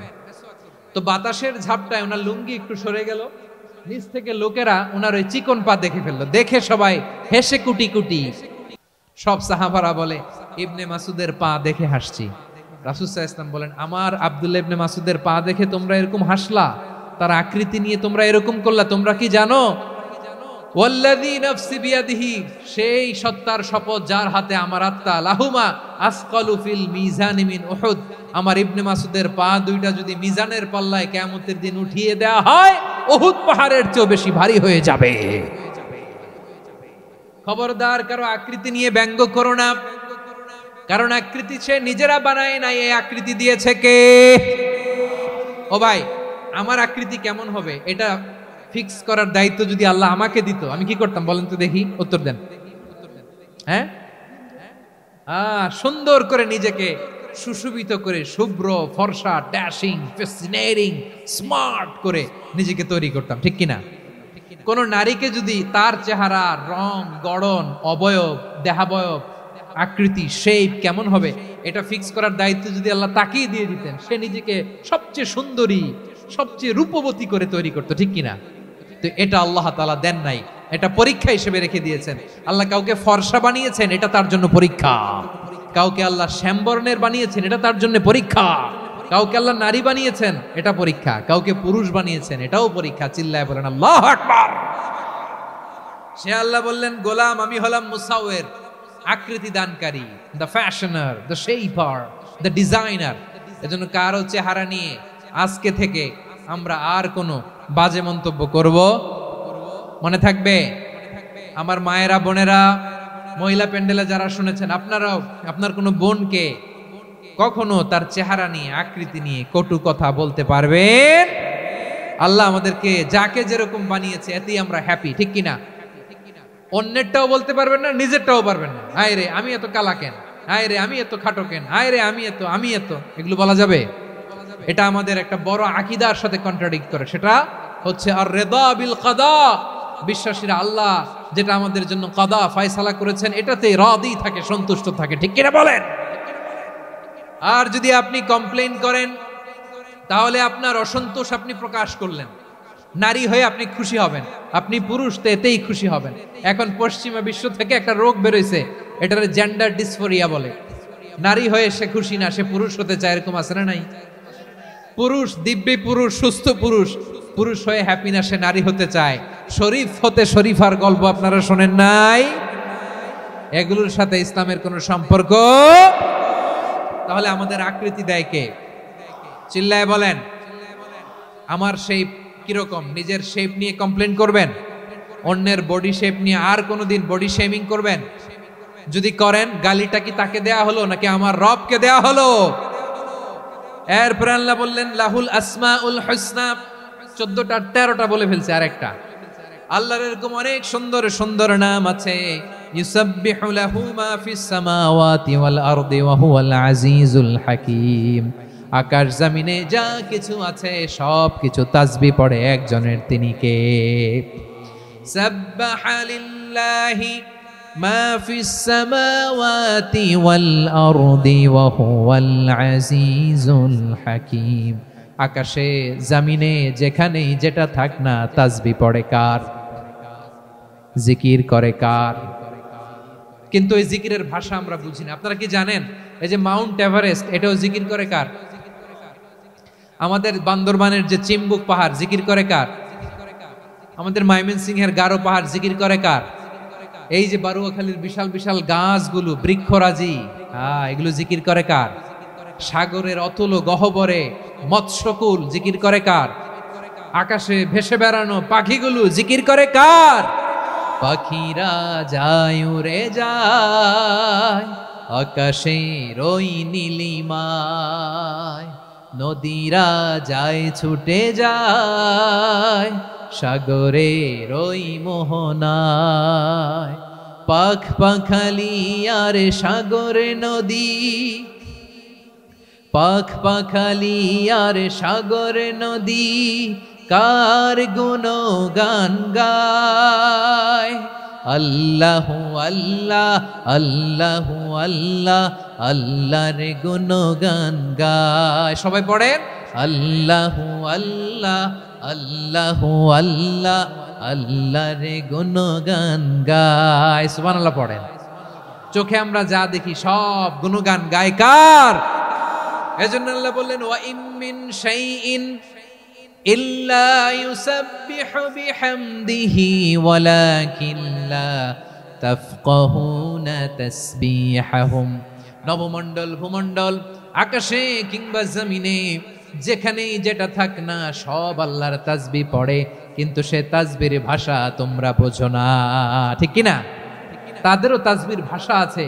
পাখিগুলো তাদের ভাষায় আল্লাহর জিকির করে, পাহাড় তাদের ভাষায় আল্লাহর জিকির করে, সাগরগুলো জলোচ্ছ্বাসে ঢেউয়ের তালে তালে আল্লাহর জিকির করে। সুবহানাল্লাহ পড়েন। সে আল্লাহ বললেন ইউসাব্বিহু লাহু মা ফিস সামাওয়াতি ওয়াল আরদি, আকাশে যা আছে তাও আল্লাহর তাসবিহ পড়ে, জমিনে যা আছে তাও আল্লাহর তাসবিহ পড়ে। ওয়া হুয়াল আজিজুল হাকীম, তিনি হলেন আজিজ, মহাপরাক্রমশালী, প্রজ্ঞাময়। আল আজিজ এই ব্যাখ্যা আগে করেছি। আল হাকিম সর্বশেষ 14 নম্বর আল্লাহ তাআলার গুণবাচক নামটি হচ্ছে আল হাকিম। আল হাকিম মানে হচ্ছে প্রজ্ঞাময়, the wise, the all wise. আল্লাহর সব কাজে প্রজ্ঞা আছে না নাই? আল্লাহর চিন্তা, আল্লাহর আদেশ, আল্লাহর সৃষ্টি সবকিছু প্রজ্ঞায় পরিপূর্ণ। সুবহানাল্লাহ, কারণ তিনি আল হাকিম। আরবিতে বলে ফিআলুল হাকিম লা ইয়াখলু আনিল হিকমা, হাকিমের কোনো কাজ হিকমত থেকে শূন্য নয়। আল্লাহ যাই বলে এর মধ্যে হিকমত আছে না নাই? আল্লাহর এই কোরআনের ভেতরেও হিকমত আছে না নাই? আল্লাহর কালামের প্রতিটি বাণী, প্রতিটি বাক্য, প্রতিটি শব্দের ভেতরে প্রজ্ঞা লুকিয়ে রেখেছে কে? আল্লাহর সৃষ্টির ভেতরেও প্রজ্ঞা আছে না নাই? অনেক কিছু আল্লাহ তৈরি করেছে, আমাদের মাথায় প্রশ্ন জাগে, হায় হায় এটা কেন আল্লাহ তৈরি করলো? এটার ভেতরেও রহস্য আছে না নাই? এজন্য বিশ্বাসীরা বলে রাব্বানা মা খালাকতা হাযা বাতিলান সুবহানাকা ফাকিনা আযাবান নার। ও আমাদের রব, এই জমিনে যা আমরা দেখি কোনো কিছুই তুমি এমনি এমনি সৃষ্টি করো নাই, তুমি আগুনের শাস্তি থেকে আমাদেরকে বাঁচাও, পড়ে না আমিন। সবকিছুর মধ্যে হিকমা আছে, এই কোরআনেও হিকমা আছে। আল্লাহ বলছেন ইয়াসিন ওয়াল কোরআনিল হাকিম, প্রজ্ঞাময়, বিজ্ঞানময় কোরআনের শপথ। আল্লাহর সব কাজের ভেতরে হিকমা, প্রজ্ঞা আছে না নাই? সে আল্লাহ বললেন গোলাম, সূরা হাশরের শেষ 3 আয়াতের ভেতরে আমি আল্লাহর 14টি গুণবাচক নাম উল্লেখ করে দিয়েছি। যখন জপতে মন চাইবে এই নামগুলো দিয়ে জপবি, যখন ফরিয়াদ করবি আমার এই নামগুলো দিয়ে আমি আল্লাহর কাছে ফরিয়াদ করবি। ঠিক কিনা বলেন? রাজি আছেন? এই যে আর রহমান, আর রাহিম, আল কুদ্দুস, আস সালাম, আল জব্বার, আল আজিজ, আল হাকিম, এই নামগুলো ধরে ধরে আল্লাহর ডাকতে রাজি আছেন? খেয়াল করবেন প্রিয় ভাইরা, দোয়া কবুলের কিছু শর্ত আছে। এর মধ্যে একটা শর্ত হচ্ছে আল্লাহর সুন্দর সুন্দর নামগুলো ধরে ধরে আল্লাহকে ডাকা, তাহলে ওই দোয়াগুলো আল্লাহ তাআলা কবুল করে। এই নামগুলো আরো বিশেষ করে বেশি করে জানার চেষ্টা করবেন, তাহলে আল্লাহর প্রতি অগাধ আস্থা, বিশ্বাস, ভালোবাসা আমাদের বাড়বে। এই যে 14টা নাম আল্লাহর পরিচয় আমরা ইন ডেপথ জেনেছি, আল্লাহর প্রতি আপনাদের আস্থা বেড়েছে না? আল্লাহর প্রতি আমাদের ভালোবাসা আরো প্রগাঢ় হয়েছে না? আমরা যখন ডাকবো তার নামেই ডাকবো, জিকির করব তার নামেই করব, ঠিক যেমনটি আল্লাহ শিখিয়েছেন, ঠিক কিনা বলেন? এবং এই নামগুলো থেকে আমাদের যে শিক্ষা, এই শিক্ষাগুলো আমরা আমাদের জীবনে বাস্তবায়ন করব। সব শেষ কথা বলি প্রিয় ভাইয়েরা, সব শেষ কথা বলি, এই যে আমাদের রবকে আমরা চিনলাম, একাগ্রভাবে এই রবের দিকে ঝুঁকে পড়েন, গোটা বিশ্ব আপনার দিকে ঝুঁকে পড়বে। আই রিপিট, আমি আবারও বলছি, আপনার রবের দিকে আপনি একনিষ্ঠভাবে ইখলাসের সাথে ঝুঁকে পড়ুন, তামাম দুনিয়া আপনার দিকে ঝুঁকে পড়বে, ঠিক কিনা বলেন? আল্লাহ তাআলা আমাদের সবাইকে কথাগুলো বোঝার ও আমল করার তৌফিক দান করুক। যে কথাগুলো বললাম, সর্বপ্রথম আল্লাহ তাআলা আমাকে এবং আপনাদের সবাইকে আমল করার তৌফিক দান করুক। হাযা মা ইনদি ওয়াল ইলমু ইনদাল্লাহ আলাইহি তাওয়াক্কালতু ওয়া ইলাইহি উনীব। সুবহানাকাল্লাহুম্মা বিহামদিকা আশহাদু আল্লা ইলাহা ইল্লা আনতা আস্তাগফিরুকা ওয়া আতুবু ইলাইক। এখানে আমাকে কিছু কপি দেয়া হয়েছে আপনাদের জন্য, একটা সামান্য উপহার।